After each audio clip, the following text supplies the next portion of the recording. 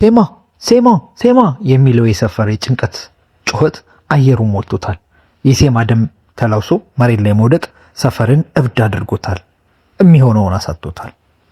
ሰላም ውድ የአትሮኖስ ዩቲዩብ ቻናል ቤተሰቦች፣ ዛሬም እንደተለመደው ለልጅስ ምን ያሳየናል አብራችሁን ቆዩ። ለቻናላችን አዲስ የሆናችሁ ሰዎች ሰብስክራይብ የሚለውን የደወል ምልክት በመጫን ሰብስክራይብ አድርጉ። እስከ ፕሮግራሙ ፍጻሜ አብራችሁን ቆዩ። ድንገት የሰፈሩን ጸጥታ የቀደደው የተኩስ ድምፅ ሁሉን ነገር በአንድ ጊዜ ወደ ቅዠት ይቀይረዋል። ሴማ ሴማ የሚለው የሰፈሩ የጭንቀት ጩኸት አየሩን ሞልቶታል። የሴማ ደም ተላውሶ መሬት ላይ መውደቅ ሰፈርን እብድ አድርጎታል። የሚያደርገውን አሳጣው። የሚወደው ሰው በድንገት ሲያጣው ማመን አቅቶት አቅፎት ከማልቀስና ከመጮች ምንም ማድረግ አልቻለም።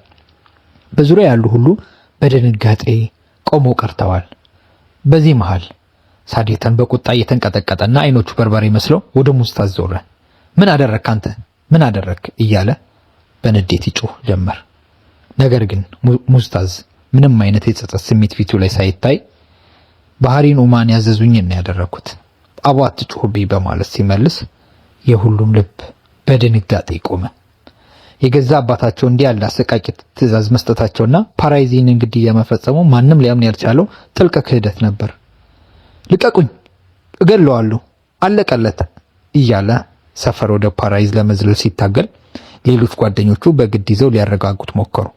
ሆኖም የሰፈር ልብ ተሰብሮ ነበር። ማንም ሊያክመው የማይችል ጥልቅ ቁስል ተፈጥሯል። በሌላ በኩል ደግሞ የአሰቃቂ ዜና ወደ አይሸጉል ጆሮ ደርሷል። የቆመችበት መሬት የከዳት ያልተሰማት ፓራይዝ ያ ከምንም በላይ የምትወደው ፍቅረኛዋ በአባቷ ትዕዛዝ ይህን አሰቃቂ ድርጊት መፈጸሙ ስትሰማ ጭንቅላቷ ውስጥ ሁሉም ነገር ተመሰቃቀለ። የደም የጥይትና የክህደት ሽታ ያፈነው ይህ ቤተሰቧ እጅግ አስጠላት። ምንም ያህል ብትወደውም ፓራይዝ አሁን የዚህ ጨካኝ ዓለም አካል መሆኑን ተገነዘበች።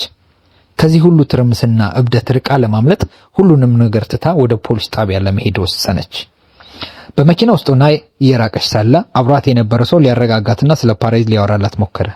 አይሸጉል ግን የውስጧ ስብራት እጅግ ጥልቅ ነበር። ከአይኖቿ እንባ እየፈሰሰ ነገር ግን በውስጧ በተፈጠረችው አዲስ ጥንካሬና ቁርጠኝነት ድምጿን ከፍ አድርጋ ጮኸች።